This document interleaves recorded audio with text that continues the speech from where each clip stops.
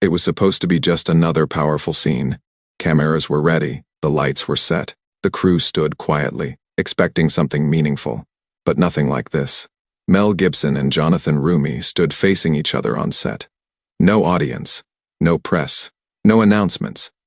Just two men, and a moment that would never be released. What happened next wasn't written in any script. As the scene began, something changed in the room. The air felt heavier.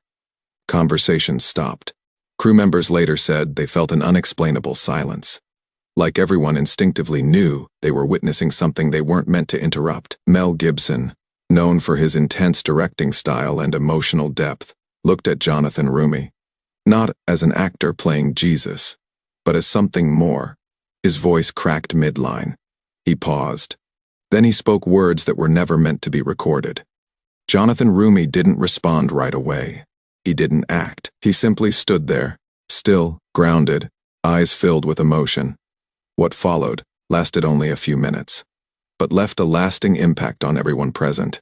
When the scene ended, no one clapped. No one moved. Some crew members had tears in their eyes. Others looked down, unsure of what to say. And then came the decision that shocked everyone. The footage would never be released, not because it was flawed, not because it broke rules, but because it crossed a line, from performance into something deeply personal and spiritual. People later whispered about it. Some called it too real. Others said it felt like something sacred, never meant for public consumption. Rumors spread quietly. Why was the scene forbidden? What was said that made even seasoned filmmakers uncomfortable? Why would a production as successful as The Chosen choose silence over millions of views? To this day, no official clip exists. No leaked footage. Only those who were in the room know what truly happened. And that mystery, that silence, is what makes this moment more powerful than anything ever released on screen. Because sometimes the most unforgettable scenes are the ones the world never gets to see.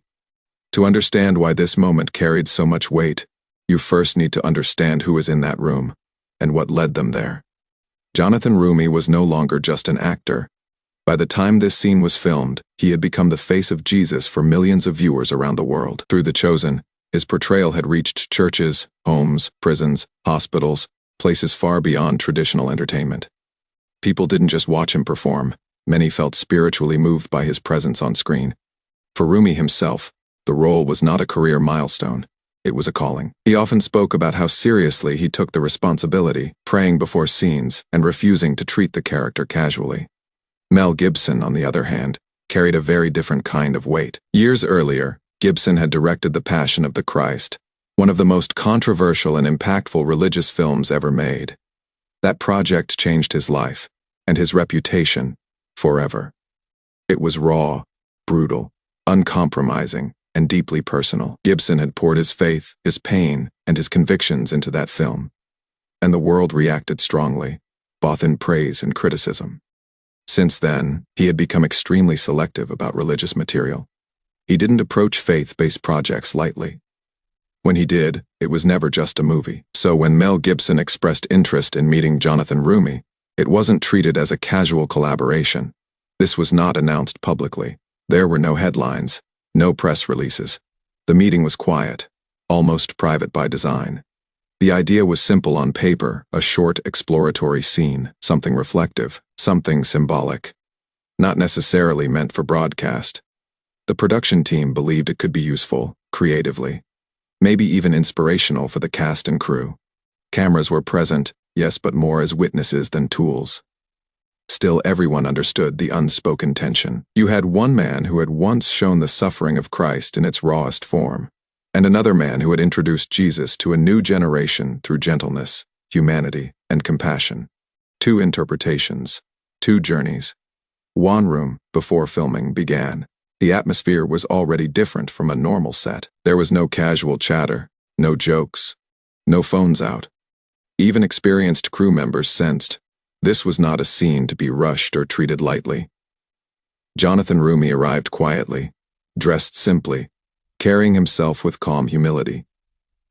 He greeted everyone respectfully, thanked the crew, and took a moment alone before stepping into position. Those who worked with him regularly noticed something familiar. He was preparing not just mentally, but spiritually. Mel Gibson arrived shortly after. Older, quieter than his public image suggested, his presence still commanded attention. He spoke briefly with the director and cinematographer, then stepped aside. Witnesses later said he seemed unusually reflective that day, less like a filmmaker, more like someone confronting something personal. The scene itself was intentionally minimal. No elaborate sets, no dramatic music, no complex blocking, just words, silence, space. The goal was not spectacle. It was truth. As cameras rolled, the line between rehearsal and reality began to blur. The script was short, almost skeletal, designed to leave room for interpretation. But what happened next was not planned. Mel Gibson didn't simply direct or perform. He engaged. He asked Jonathan questions that weren't written down. Questions that didn't sound like dialogue. Questions that felt like confession, doubt, and searching wrapped into one. The crew froze. Not because anything inappropriate was happening, but because something deeply human was unfolding in real time. Jonathan Roumie listened. He didn't rush to answer. He didn't dramatize. He responded with stillness, sometimes with words, sometimes without them. His restraint made the moment heavier, not lighter. By then, it was clear to everyone present. This was no longer a scene meant for viewers. This was a private exchange that cameras happened to capture. The assistant director later whispered that they should cut, but no one gave the order. Stopping it felt wrong, interrupting it felt intrusive. And yet, allowing the footage to exist raised an uncomfortable question. Should moments like this ever be shared? By the time the cameras finally stopped rolling, the answer was already forming. Whatever had just happened, it didn't belong to the audience. And that realization would soon change everything. What happened next was the reason the footage would never see the light of day. As the cameras continued rolling, Mel Gibson stopped following the script entirely. The words on the page no longer mattered. He took a slow step forward, his posture changing, not like a director guiding a scene, but like a man confronting something he had carried for years. His voice lowered. Then it cracked. Those closest to the monitors later said this was the exact moment the room changed. Mel wasn't delivering dialogue anymore. He was speaking from memory, regret, faith, and doubt. Threads of a personal journey few people ever get to witness. His questions weren't theatrical. They weren't polished. They sounded unfinished, imperfect, and painfully honest. He spoke about suffering, about guilt, about whether faith remains strong when silence answers prayer. No one on set had prepared for this. Jonathan Roumie didn't interrupt. He didn't shift into performance mode. He stood still, hands relaxed at his sides, breathing steady. His eyes stayed locked on Mel's. Not intense, not dramatic, but open listening. That stillness was what made the moment unbearable in its power. In most scenes, actors react to create emotion. Here, Jonathan's restraint created space. Space for Mel to continue, space for the words to land, space for everyone watching to feel like witnesses instead of spectators. Several seconds passed in silence after Mel finished speaking. Long seconds. The kind that feel uncomfortable on film sets because silence costs time, and time costs money. No one moved. Then Jonathan finally spoke, not loudly, not theatrically, not in a way that sounded like a line meant to be remembered. His response was simple, measured, gentle. He didn't claim answers. He didn't offer certainty. He acknowledged pain without trying to resolve it. Those who heard it later struggled to explain why it was so powerful. Some said it felt like forgiveness spoken without being named. Others said it felt like acceptance without conditions. One crew member described it as watching someone be present without trying to fix anything. That, more than anything, broke the room. A few people quietly turned away from the monitors. One crew member wiped their face and pretended to adjust equipment. Another stepped back, as if giving the moment physical space. Mel Gibson lowered his head. For a long time, he said nothing. The cameras were still rolling, but by now, they felt irrelevant. What they were capturing wasn't content. It was vulnerability, and vulnerability doesn't behave well under the weight of public judgment. Finally, Mel nodded.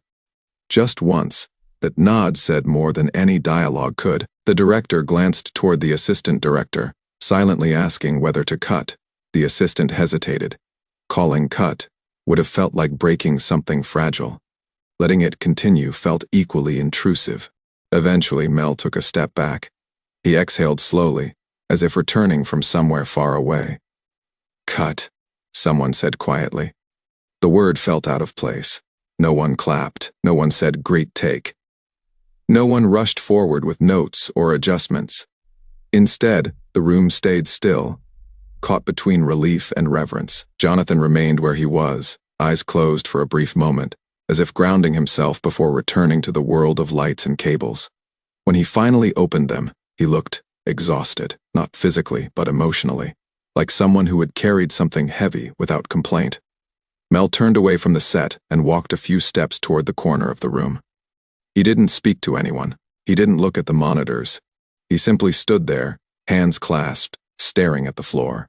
That was when the unspoken truth became clear to everyone present.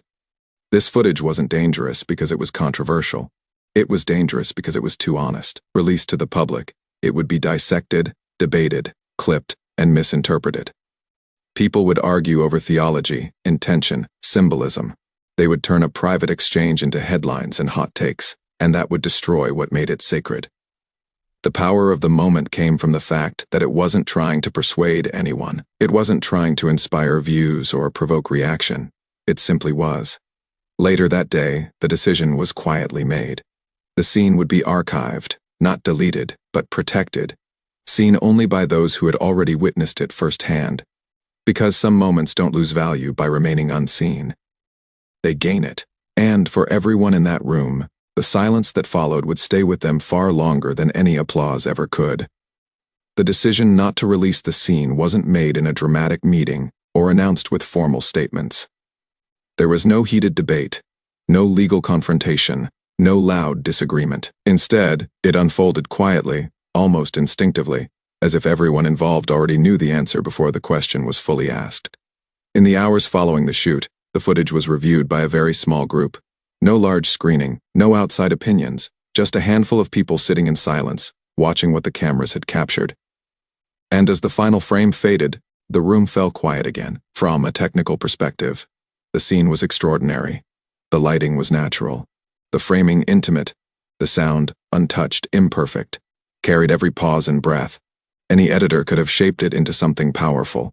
Any producer could have marketed it as a once-in-a-lifetime moment. That was precisely the problem.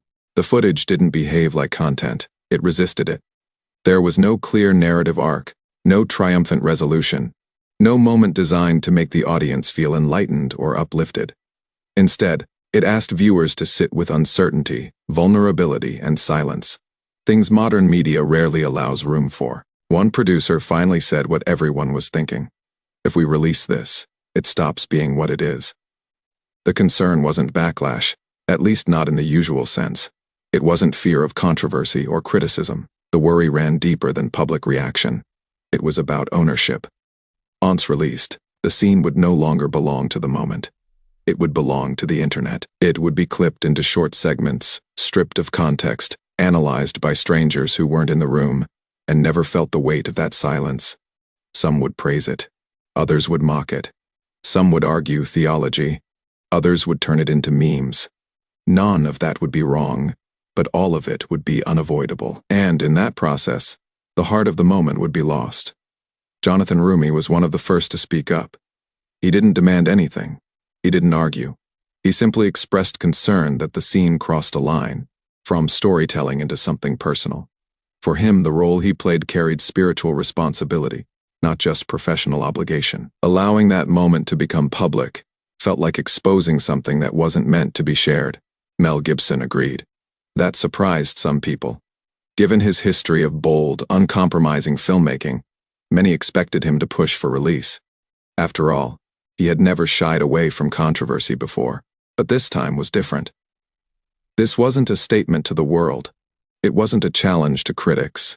It wasn't art meant to provoke. It was confession without an audience. And confession changes the rules. One crew member later explained it this way. It felt like overhearing a private prayer. You don't record that. You don't publish it. You step back. That perspective shaped the final decision. The footage would be archived, not erased, preserved, not distributed. A record of something real, but not a product. There was also another concern, one rarely spoken aloud. Releasing the scene could unintentionally elevate Jonathan Roumie beyond his role, blurring the line between portrayal and identity in unhealthy ways. He was an actor, not an object of worship. The power of the moment came from authenticity, not authority, public exposure. Similarly, Mel Gibson's vulnerability, so raw and unguarded, was never offered for judgment. Making it public would invite interpretation where none was requested. So, the decision stood. No trailer. No teaser. No lost scene release. Years later. Just silence. In an industry built on exposure, that choice felt almost radical. But for those involved, it was the only choice that honored what had happened. The scene was forbidden, not because it was dangerous, but because it was delicate. And delicate things, once exposed to noise, rarely survive intact. Sometimes, protecting meaning requires restraint. And sometimes, the most respectful thing a story can do is end before the audience ever arrives. In the days that followed, the set returned to its usual rhythm, but something had shifted. On the surface, everything looked the same. Lights were adjusted. Schedules resumed. Scenes were rehearsed and filmed as planned. Yet for those who had been present during that private exchange, the atmosphere felt subtly altered, as if an invisible line had been crossed and quietly redrawn. No one talked about the scene openly. There were no official instructions telling people to stay silent. No non-disclosure reminders delivered with stern warnings. The silence came naturally. When something feels deeply personal, even collective curiosity knows when to step back. Crew members exchanged brief glances, half smiles of recognition, but rarely words. It became a shared understanding rather than a secret. Jonathan Roumie carried on with his work, but those close to him noticed a change. Not dramatic, not alarming, just quieter. He spent more time alone between takes. He spoke less, listened more. When he did speak, his words were measured, as if he was being careful not to cheapen what he had experienced by explaining it. For him, the moment hadn't ended when the cameras stopped rolling. It had lingered, settling into reflection rather than memory. Playing Jesus had always required emotional discipline, but now that responsibility felt heavier. Not burdensome, just more real. Mel Gibson, meanwhile, left the set shortly after filming concluded. There were no interviews, no follow-up meetings, no commentary offered to the press or the production team. For weeks, he said nothing publicly about the encounter. That silence spoke volumes. Those who had known him for years described it as a rare stillness. Gibson was known for intensity, sharp opinions, strong convictions, uncompromising energy. But now, something in him appeared softened. Not weakened, tempered. One longtime collaborator later remarked that Mel seemed less interested in being heard and more interested in understanding. It wasn't a dramatic transformation, just a subtle recalibration. The footage itself was locked away, stored under restricted access. Only a handful of individuals had permission to view it, and even among them, repeat viewings were rare. Watching it once had been enough. More than that felt unnecessary, almost intrusive. What surprised many people was what didn't happen next. There were no leaks.